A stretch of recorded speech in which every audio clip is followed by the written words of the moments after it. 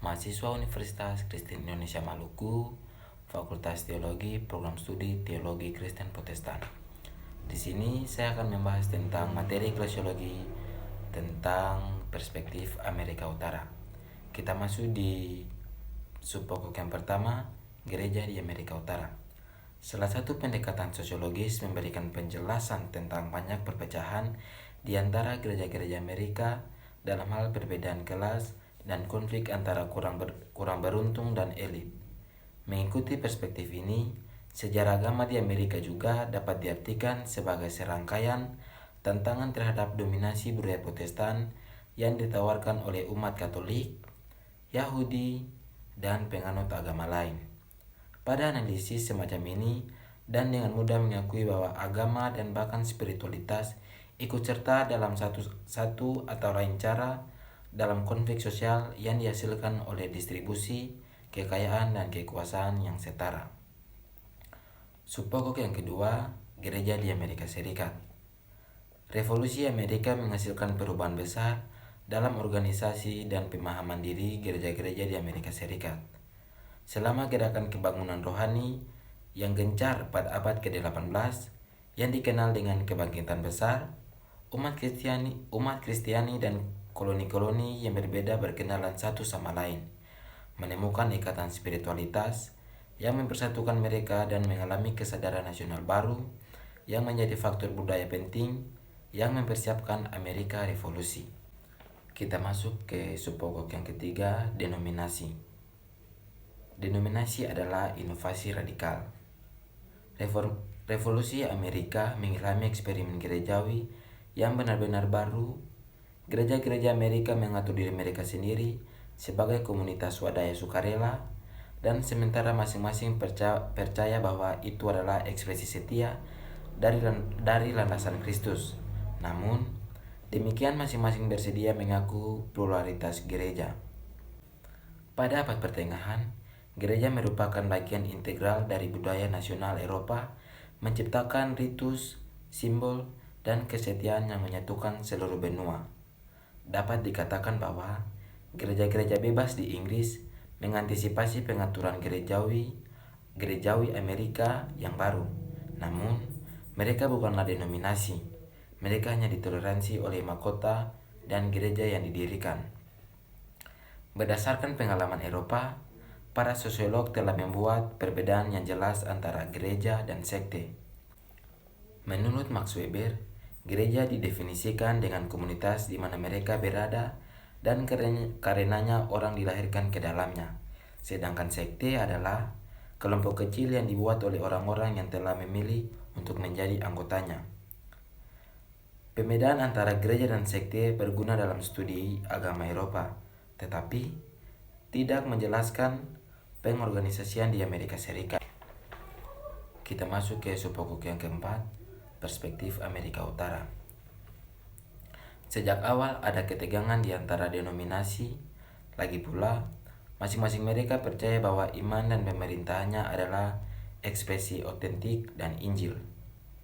Penting juga adalah perbedaan ideologis, karena pendirian Amerika Serikat telah dipandu oleh prinsip-prinsip pencerahan serta cita-cita kebebasan Kristen. Beberapa denominasi bersedia untuk mengintegrasikan ide-ide pencerahan ke dalam teologi mereka, sementara yang lain menolaknya karena tidak sesuai dengan iman Alkitabiah. Terlepas dari ketegangan ini, sistem denominasi tetap utuh. Denominasi saling menghormati, dan bahkan ketika mereka tidak setuju, menolak untuk mengucilkan satu sama lain. Max Weber yang mengunjungi Amerika Serikat pada awal abad ke-20 juga kagum dengan partisipasi aktif orang-orang di gereja Amerika. Meskipun gereja tidak mendapat pengakuan publik atau menerima dana publik. Kita masuk ke subpokok yang kelima, eklesiologi. Apa eklesiologi gereja-gereja Amerika? Eklesiologi sebagai refleksi teologi sistematik tentang gereja dalam terang iman merupakan perkembangan yang cukup baru. Namun, dengan cara tematis yang tidak sistematis, para bapak gereja menafsirkan gereja gereja Kristen berbeda dari dunia kafir dalam hal gambaran Alkitabiah. Untuk komunitas tebusan Allah seperti umat Allah, Israel sejati, Yerusalem surgawi, mempelai anak domba, tubuh Kristus, dan banyak lainnya.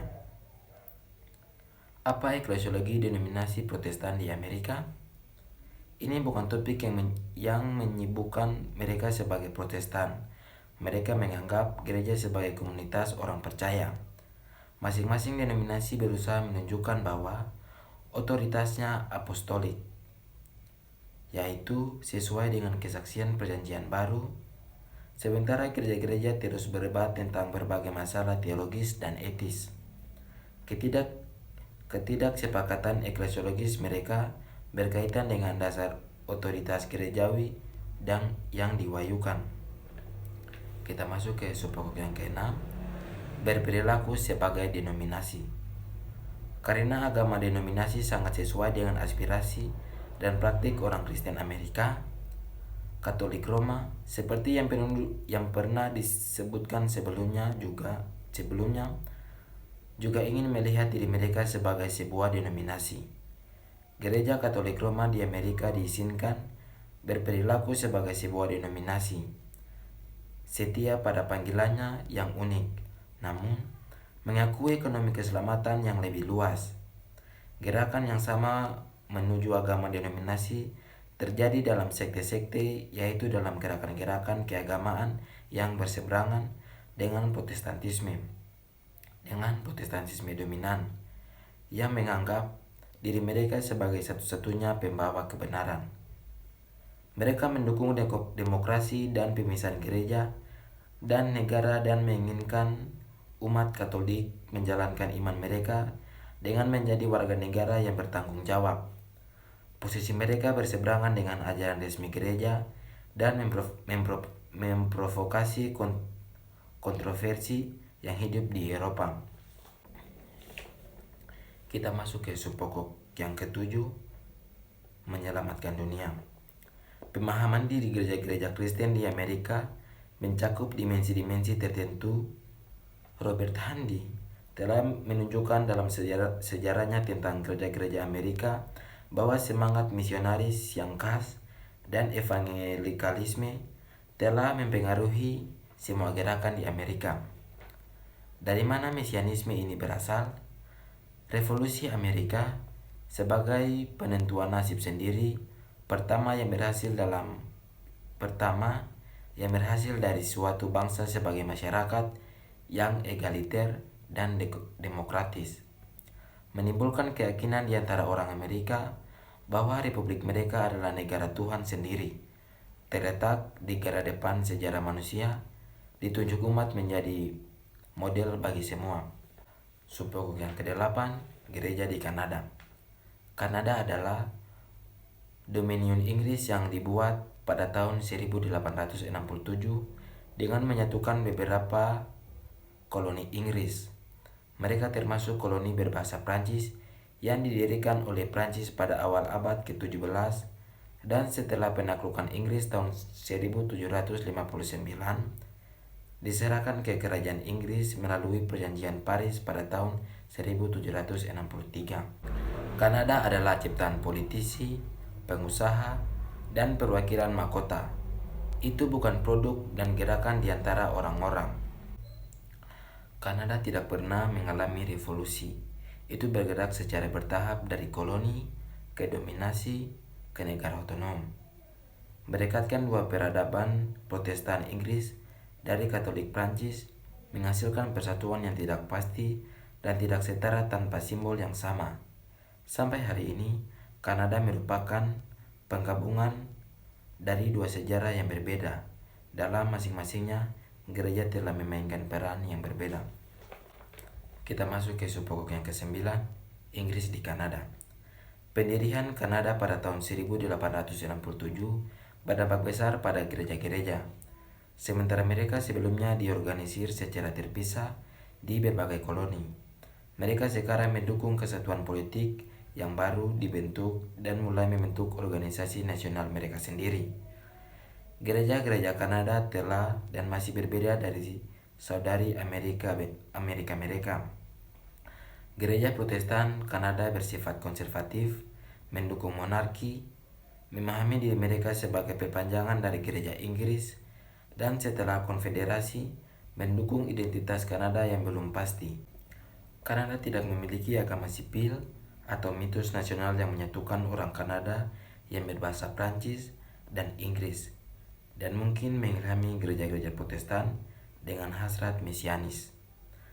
Perbedaan antara kekristenan Amerika dan Kanada bahkan lebih dramatis. Agama tumbuh di Amerika Serikat, sementara di Kanada sekularisasi terus berkembang.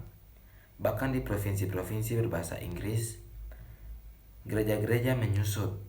Mereka menjual banyak rumah ibadah mereka.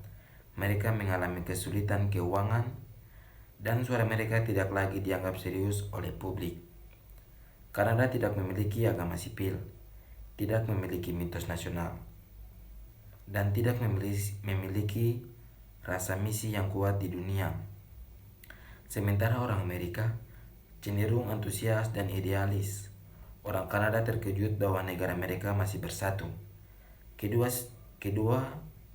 Sementara gereja-gereja Amerika terperangkap dalam pasar bebas, di mana setiap gereja mempromosikan dirinya sendiri.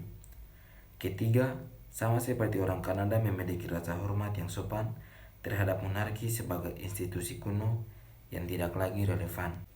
Demikian teman-teman presentasi saya di hari ini. Semoga materinya bisa bermanfaat dan bisa menambah wawasan teman-teman. Terima kasih.